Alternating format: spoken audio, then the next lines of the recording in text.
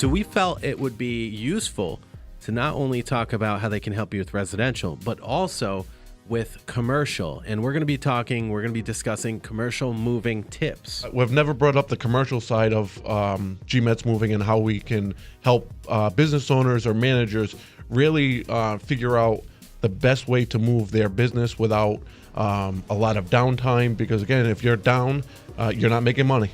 Expensive. And it's expensive if you have an office of just 3 people and you have to pay them for a move day to come in. You want them working.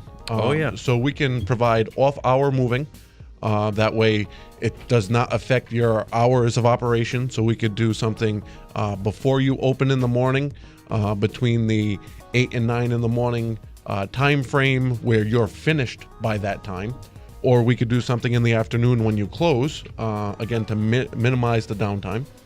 But then there are also ways where we can move certain parts of your business if you're much bigger than that. If you're the 300 people in an office, what phases and what portions can we do during off hours or non-peak hours for a division? So we can help you manage what phases of your business should go at what time.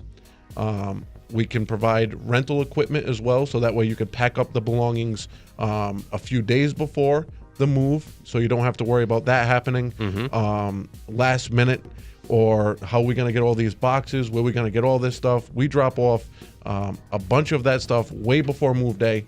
That way you can prepare for the move. 3 things that come to my mind that I just need to mention here, because I think it's going to totally help the listener understand something. So number 1, okay, the liability of having somebody pick something up and move it. They could get hurt. Right. Talk about, and TDI is so, right, like workman's comp, is so darn expensive here in Rhode Island. That's 1.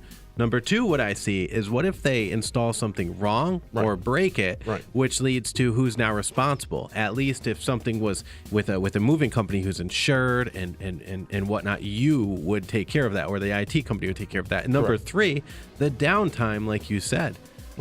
Look, I'm a salesperson. I'm not a mover, and I'm definitely not an IT person. Me trying to connect wires to the right spot, turning things on, not going to happen. It's going to be a waste. Yep.